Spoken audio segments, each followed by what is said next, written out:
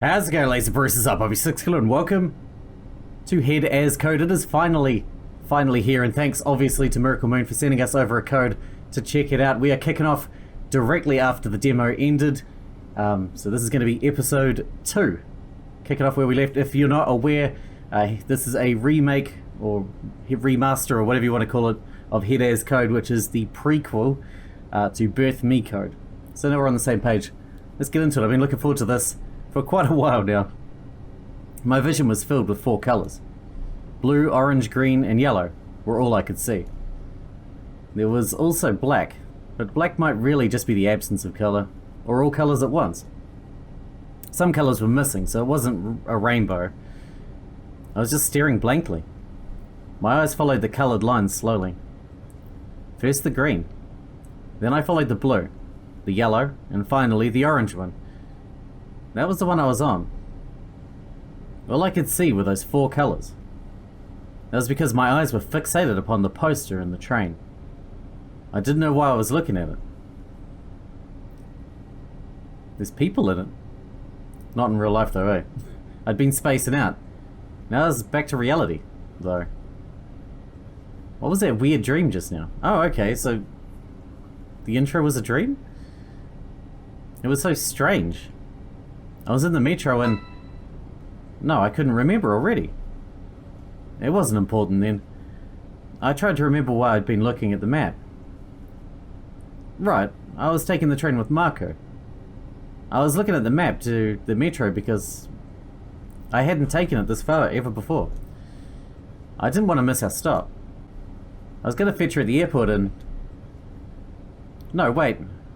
I was coming back from there. As evidenced by the fact that Jasmine was already here.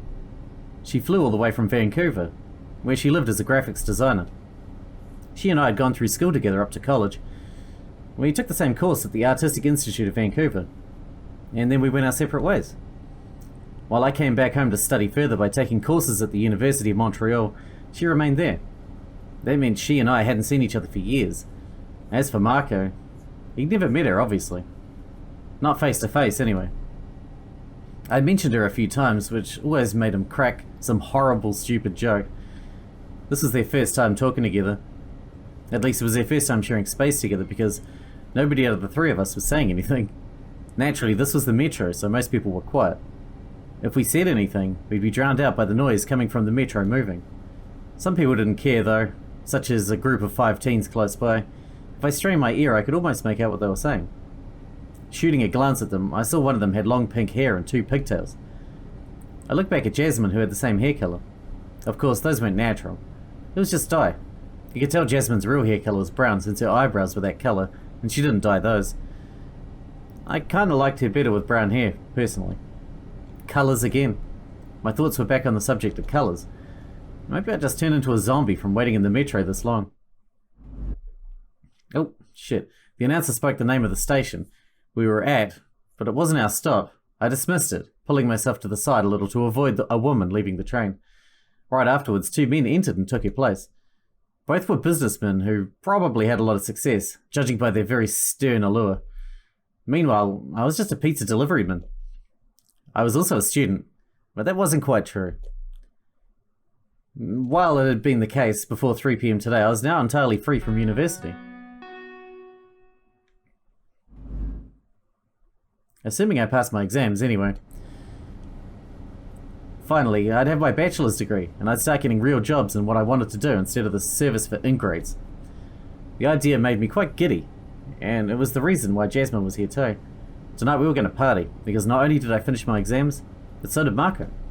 That meant we potentially had a bachelor's degree and a master's degree in the same apartment.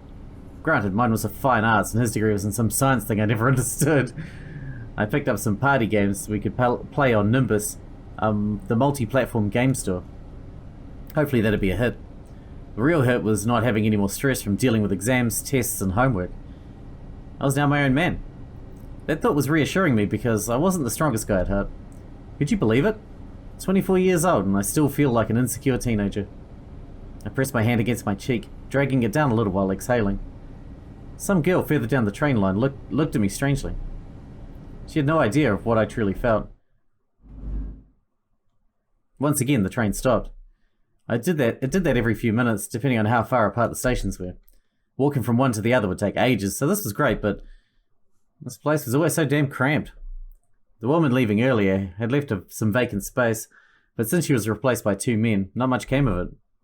Normally I was sitting, and it was a lot more relaxing, but now I was on my 2 feet. I was also holding onto the pole in the middle to keep my balance. I hated that. This thing was covered in germs. I needed to wash my hands soon. At least things got better not long ago when everyone finally realized it was a good idea to disinfect. Some people were even rocking the face masks still. It's been over a year since that stuff ended though. So many topics were flying through my head. Was I really no longer stressed out? I didn't know, to be honest. But luck had it that this stop had an elderly woman walking out of the train. It had been occupied before and now it's vacant.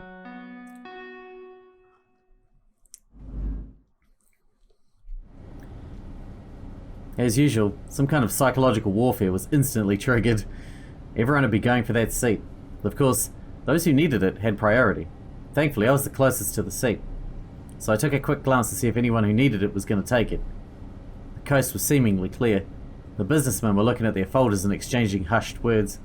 The group of teens from earlier were on the other side, so them coming here was just a pipe dream. They wouldn't go for it, it's too far. A bunch of people didn't even notice, so they were out of the match as well. I noticed all of that very quickly. It was stupid how my attention processed all these details so well in moments like these, but not during exams. Shit, I know, I can feel that. Ultimately, sitting down was meaningless. I knew that. Yet I took the seat anyway, before anyone else could sit. Deep inside, I was triumphant. It was a hollow victory, but a victory nonetheless. We can drink to that later. You had to take them when you could get them. I could tell I won something, or another, when Marco took a glance at me. As he apparently had been pining for the seat too. Better luck next time, buddy. Simon 1, Marco 0. Still, we were a ways from home, which meant the battle I won didn't win me the war yet. While we got to each station very quickly, we had a number of them between now and then. I looked at the clock to ascertain the time. Since I'd left as soon as my exams had been over. It was 5 PM. I still couldn't believe it took around 2 hours to head to the airport, pick up Jasmine and come back with public transport. Might have been faster had I possessed my own car, but I wasn't that lucky. I could barely afford my studies. Still, since we were a decent way off, I figured it wouldn't be bad if I took a small bit of a rest. Nothing fancy, just closing my eyes. Nothing fancy really. It was as normal a situation as they came, and yet this is still how all of this business started. On April 22nd, 2022, I was sitting in the metro, minding my own business. Nothing fancy. Yet when I closed my eyes, all movements ceased. The train stopped moving completely. I didn't feel the presence of anyone around me anymore. It was like time stood still. Or maybe I was asleep. That was the likeliest explanation. I must have been really tired. But as I was drifting off, something grabbed me back. It was a voice. A girl was talking. I'd never heard that voice before though. Was it the train announcer? No, that was an older lady. This one was a youthful voice. Who was it? I could barely hear it. She repeated herself, louder this time. Listen, if you stay asleep like that, we're going to be in trouble. Asleep? I wasn't asleep. I could hear what she was saying. Couldn't she see that? My body felt like lead anyway. I couldn't stand up just yet. So wake up already. Are you okay? The train stopped. She was so insistent too. Who was this girl? I'd never heard this voice before. As the seconds passed and my body became operational again, I felt stiff all over, as if I'd been in a deep sleep. Perhaps she was right. Maybe I dozed off really hard there. Hey, wake up already. My eyes finally opened. It seemed as though I'd fallen asleep indeed. That was embarrassing, but now I couldn't deny it. I took a look around and noticed things were just as she said. The train had stopped. It never came to a standstill like this unless it offloaded a few of its passengers, or if it was no longer in service for the day. Huh. The girl next to me was Jasmine. For some reason I couldn't put a face to her voice before, but now it all became too apparent. I was still a little groggy from my nap, so I chose to listen to her before doing any sort of exploration. Yeah, I don't know what happened, and I'm pretty weirded out. I sat down for a moment and right after that I was alone here with you. It seemed like that fact was making her embarrassed too, because her cheeks took on a slightly rosy tint. I had to assume she wasn't lying about it then. I have no idea where Marco is. This is a bother. Did he leave us behind? No, he's not the type. He probably waited outside to jump scare us. I swear this is not normal. I sat down and right then, everyone else vanished in the span of a single moment, I tell you. Okay, I get it. So you fell asleep too and... No, my eyes were open. Sure. I teased her. For a moment I thought I'd got through to her, but she shook her head with an exasperated sigh. My companion threw out her arm to expose the rest of the train. And this place is very strange. Feel free to have a quick look around before we go. Don't worry, we have plenty of time. I woke up several minutes ago and it still hasn't moved. Woke up? Is that right? So you did sleep? Oh, shut up. Either way, I decided to conduct my own search around this place. The strange panel in the back of the train was especially interesting. I'm getting a piece of paper ready. When I'd be done, I'd just go for the exit. Here we go. These were the seats furnishing the train's compartments. They were pretty small and snugly squished together to maximize use of space. They also weren't comfortable. Probably done on purpose so people didn't sit down if they could avoid it, or maybe so that they wouldn't fight over the seats. Clearly that didn't work out in the Metro's favour. That wall was weird. It was separating the compartment from the frontal one. There was a faint outline of a door, as if the conductor cabin could be accessed, but there was no handle. Had that always been there? Maybe. I was perhaps not only noticing it now because I was looking around. Maybe it was just my imagination, but I felt like I was caged in. Looking around on the opposite side, I saw they blocked off this compartment from the rest of the train. No, a wall with a large red X had been installed between each slice of two compartments. It was as if the only accessible ones would be these ones. Something strange was going on. Why would they put up this wall? This was not, in fact, a stripper pole. It was much more dangerous. I don't know, a stripper pole's pretty dangerous, especially if you don't know what you're doing. First of all, this pole's covered in germs. People held onto it to keep themselves balanced when the train wasn't moving, since most people had to stand up. Sometimes the train was so packed, you were squeezed like sardines against one another, and it was pretty damn hard to breathe. I oftentimes didn't need to hold onto it because I mastered the art of spreading my weight over my legs. All I had to do was open them a bit wider than usual and stand perpendicular to our directional movement. By shifting my weight accordingly, I could fight off the pull of gravity, and then I didn't have to hold onto those things. Immortal against those damn germs. The station was completely deserted outside. There was absolutely no one I could see. The same could be said for the other side too. Both sides were empty. Normally trains passed on both sides as well, but if what Jasmine said was true, the fact this one didn't move and the fact that no other ones passed by was very strange. Still, my destination was right outside the train. Perhaps I better understand what I was seeing out there. The walls were covered in metal plates too. This wasn't what stations normally look like. So you fell asleep, right? I know I said woke up, but I really didn't. I sat down and everyone instantly vanished. It was instantaneous, like I keep telling you. It's pretty whack. I know, right? I couldn't believe what she was saying. She definitely fell asleep, but she's too proud to admit it. I looked outside the train through one of the windows. There was no telling which station this was. Why is it not moving away? Are we at the end of the line? Our stop's way earlier than that. It'd be such a bummer if that was the case. I don't know why it's stuck here, but I don't think we missed our stop. For some reason I think this is it. On one hand, the fact that it's not moving is weirding me out. On the other, it means we didn't miss our stop, so maybe it's a blessing in disguise? Maybe something happened. They evacuated the area and we just missed it. If that's the case, we should hurry outside then. Whatever it is, it's not something we need to worry about too much. Nothing's happened for several minutes. But, and consider this, if it was an earthquake for example, maybe we're just between two tremors. We should hurry out of here. Oh, there are no earthquakes here. Where do you think we live? In Montreal. That's where you live, at least. Anyway, there are no earthquakes here. Take your time, nothing else is happening. Okay, I'm ready to go. Finally. I've been waiting for you even if you were asleep because I didn't really want to go without you. What if all the doors closed behind me, right? Yeah, good thinking. Now that we're done, let's go.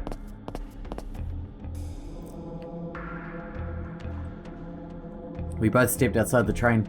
I looked at the strange plates on the walls for a few moments until something snapped me back. The doors to the train closed behind me, which made me turn around quickly.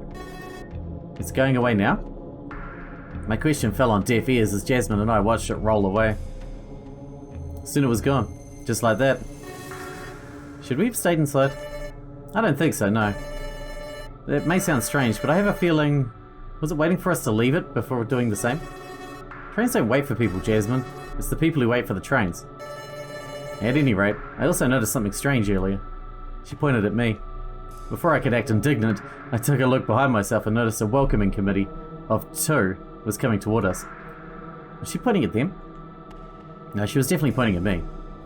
Directly at my neck, in fact. But that could wait. For now, I stared at the 2 who were coming up to us.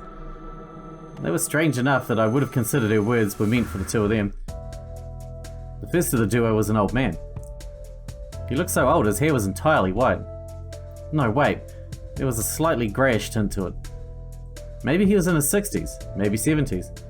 His outfit was all sorts of strange. Hunched over, he wore several layers, a white shirt, a grey vest with golden stripes and 2 metallic shoulder pads. He also had a bag at his side. The one accompanying him was much younger. I couldn't see most of her face, so I couldn't tell just how young. But from what she looked, she might have been in her 20s too, just like Jasmine, Marco and I. However, there was a clear difference between us. Namely, she was adorned with very strange things. There was a headset on her, along with that facial plate mask. Was she playing some sort of game? Stranger even was the rest of her outfit. It made me think of Japanese shrine maidens? It wasn't exactly clear what the dress was supposed to be, but it was a sharp contrast to the technology on her head. Now, young man, it's rude to stare, you know.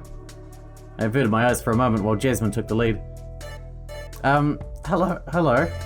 Sorry to bother you, but we're kinda lost and... Of course, I understand. We're in the same predicament as you, I'm afraid. We were starting to believe we'd be the only ones here, but you arrived in the train, much like us. We'd been discussing about investigating when you came out, and now the train is gone. Ah, right, so anyway, my name is... Are you sure you want to give your name to a frail old man such as myself? Information can be troublesome if it falls in the wrong hands. While I'm glad you're willing to trust me that much, it doesn't matter if we call ourselves by something else, no? I didn't understand what he was suggesting. Jasmine did not seem to share my situation, instead considering his words carefully. Perhaps she figured this meeting was too strange, and she backpedaled on her decision. You're right. I feel like this is a little unorthodox, so fine then. You can call me Jay. How about that? Jay? What do you mean the letter J? The letter is fine. It's like a nickname. Not much of one, but nonetheless. I couldn't fathom why she was so hesitant about this. Had she participated in something like this before? Suddenly a cold feeling spread through my spine. Was this dangerous in some fashion? No, Simon, you had to stop thinking this way. There had to be some kind of explanation. And then I'll be, S. Very well, that seems sensible enough. The lady at my side will be E, in that case. As for me, I will be A, as in, a knight of justice, at your service. He pushed a hand to his chest, acting solemn about it. If he really was a knight, that might explain his weird appearance, although there was something off about him. It was as if a part of what he said didn't seem sincere. I have several questions, and I may have several answers. Please don't be afraid.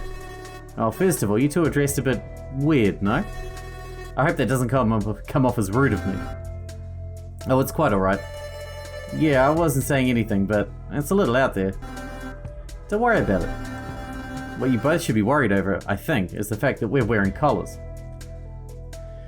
I squinted a little. That's right, around his neck was a strange black collar. It was also presented around E's neck, and when I looked at Jasmine, it seemed she had one too. When I said we, I meant all of us. We both have one, you both have one just like ours too. I'm afraid that is not part of my usual fashion. Yeah, I noticed it earlier. It must have been what she was pointing at before the two of them came up to us. I wanted to examine it closer, but I couldn't, obviously, see mine. I couldn't obviously see mine, and I didn't think it was polite to ask either of the two others. Can you turn around, Jay? I want to see the back. It looks a bit stranger. Oh, huh? Okay then. Just as I thought, in the back was a strange circle, Like some kind of red scanner? Or more like a large button.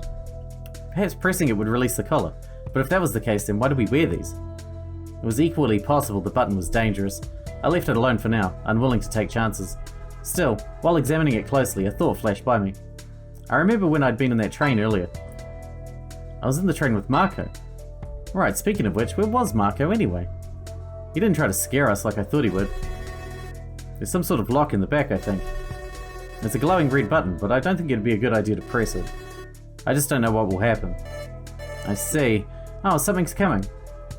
I pulled away, looking in the direction the something was coming from. There was another train and it arrived at our side of the station, just like ours had been stopped earlier.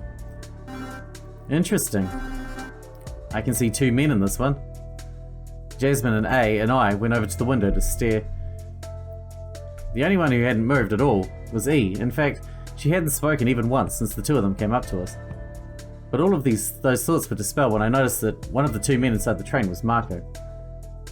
The other was a large, buff man. He didn't look particularly young.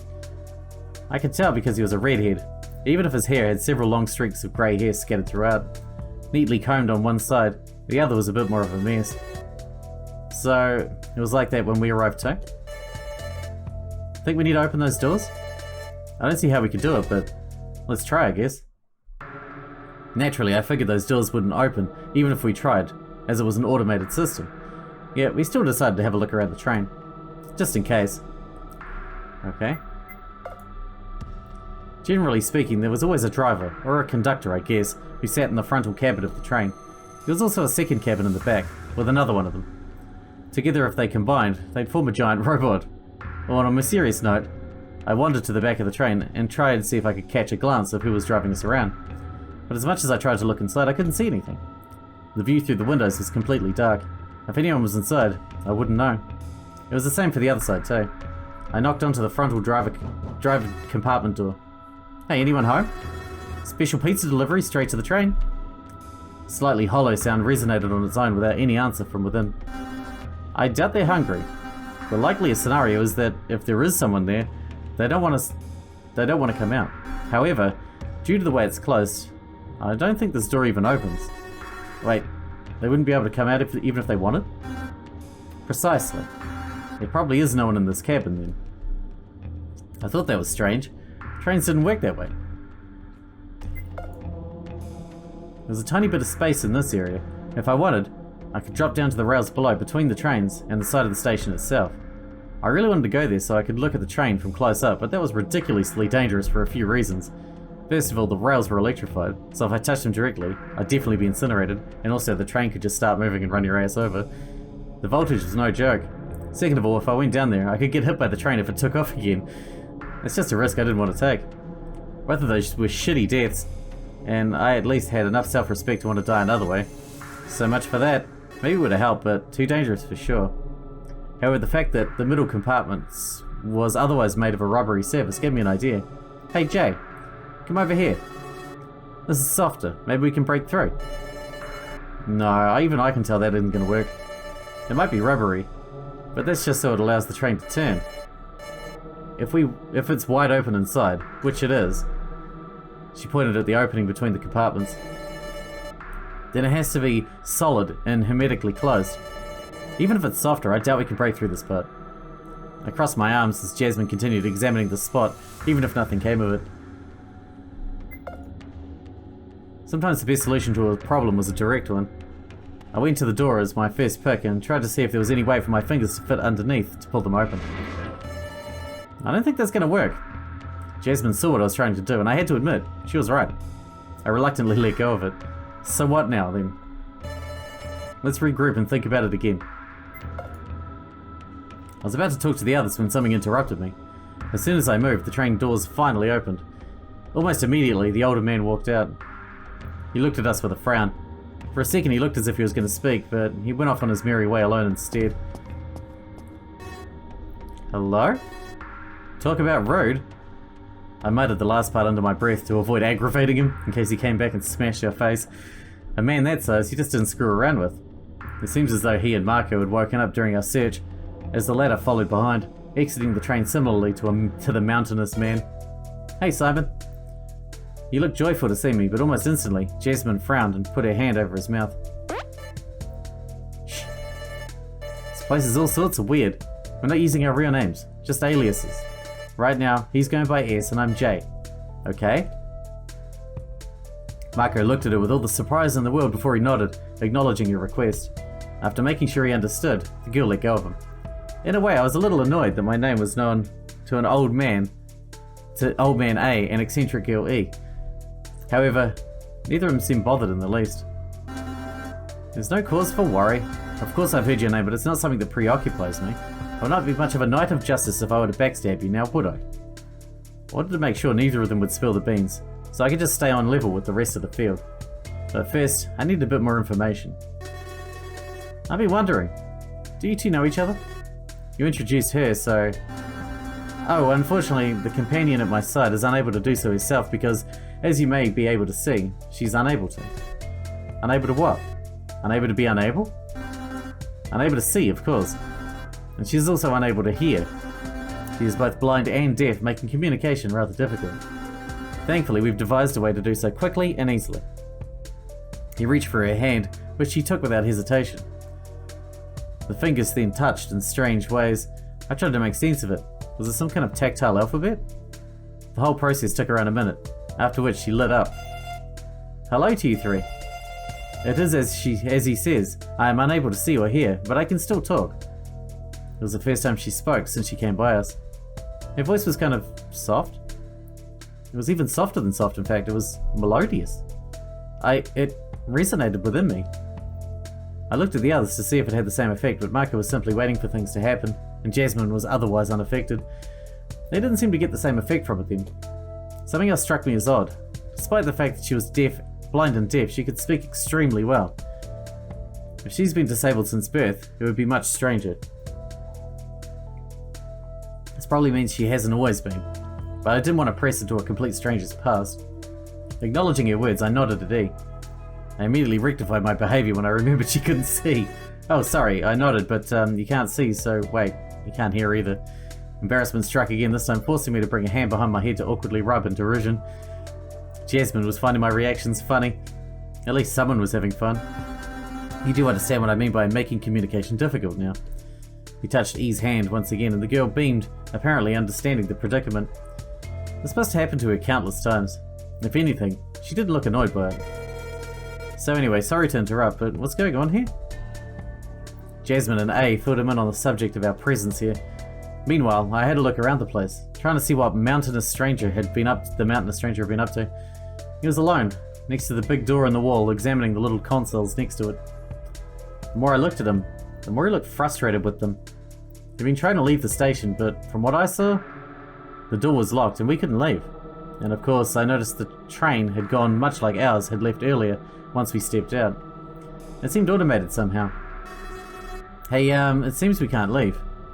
I interrupted their topic to bring that to their attention. From what I gathered, Marco was now nicknamed M to the eyes of the others. Have I not mentioned it before? E and I have examined the door just like the large man is doing, but we could not leave. We are trapped here. That's not cool. Who would do something like this? That I don't know. However, we all share one element. Namely, we're all wearing one of these dangerous looking collars. Marco checked his own neck, looking at Jasmine and me to confirm we had them too. That's right. I didn't even notice. Just like before, another train arrived, interrupting our conversation. How many of these trains were going to get here? We were 6 here already, but if we all arrived in pairs, then we'd be 8. I looked through the window, while feeling like I was part of the welcoming committee now. Inside were 2 girls who weren't asleep, unlike Marco and the man had been.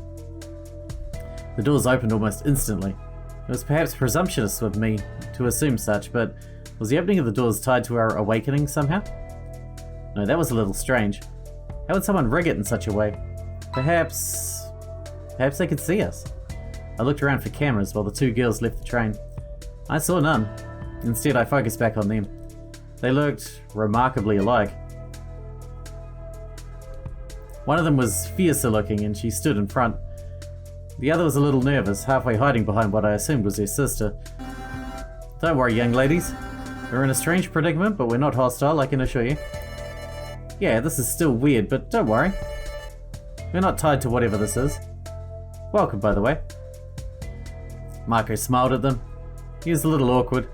He always was awkward around strangers, but perhaps there was another reason this time. I didn't pursue it, and instead tried to help calm down the teenagers. Yeah, it's okay, we're all in the same boat here. They really didn't look reassured at all. The old man cleared his throat before extending a metaphorical hand to them. Due to our circumstances, we've chosen to call ourselves by nicknames. I'm A, this lovely girl by my side is E, this boy is S, there is M, and the pink lady is J. What may we call you? The twin in front spoke after a moment of hesitation. My name is H, and my sister is G, then. Right afterwards, the man who previously ignored us approached us again. He either wasn't a fan of being excluded, despite that fact, the fact that it was his own doing, or he noticed the group grew big enough for him to care about it. So what the fuck is going on here? Why can't I leave? We're currently attempting to make sense of this situation, so perhaps we should be doing so together, don't you think? The man thought about it. His presence was frightening the twins, who clammed up again. But first, we could use something to call you by. Surely you must have heard our nicknames, yeah? Yep, and I frankly don't care about what you call me or what name I give. So I guess you can call me Ray. That's good enough? The train had long gone by this point. No other came by. I wonder if this meant we're a complete group now. We had a joker, an old man, twins, a childhood friend, a disabled girl, and a big idiot. Oh, and I was there too.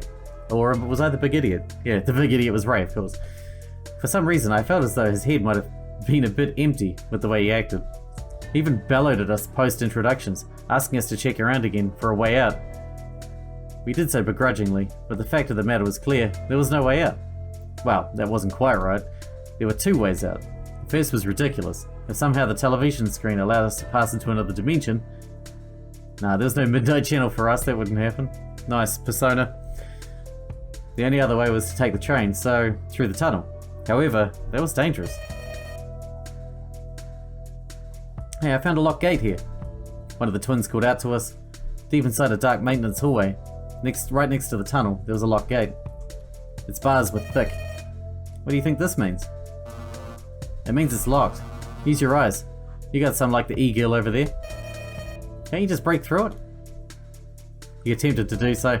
His big build allowed him to ram into it with such force, and yet, other than loud reverberating smash, there had been no effect. The door remained firmly locked. What the hell is this door? It's like the other in the metallic wall. It's so fucking solid. Unless we're fine throwing ourselves onto the tracks, I guess we're stuck here for now. Let's deliberate on what to do among ourselves, okay? It was then decided that we'd split up a little, talk about what to do, and reconvene. Jasmine and Marco split up from the rest, and I was going to follow on to them, but A stopped me. Would you kindly speak to each of our little groups and get their opinion on how to proceed? Well, I guess. You think it would help them make up their minds faster? Yes. As much as I wish to give everyone their space, we need to be sure of what we're doing sooner and not later. I understood what he meant. We couldn't stay here forever. With a nod, I left him to head over to my friends. Actually, I wasn't bound to that. Perhaps I could just speak to someone else instead. I figured I could go check up on the twins, Ray, or my friends. There was the option of talking to A again, but that was possibly just a waste, as I talked to him just now. I couldn't hide my curiosity over the duo he formed with E, though. Alright, well, this seems like the perfect time to wrap up this episode. Our first major decision here. I don't know if it's a major decision, but it seems like it'll be one that shapes how this run is going to go. I believe this has a full-on flowchart, just like Beth Me Code did, so that will make it easy for us to figure out where we're at and what we're trying to do for that run. But I'm looking forward to getting back into it again very soon. Hope you guys enjoyed it. Thanks for watching. Thanks for hanging out with me, and I'll see you in the next one.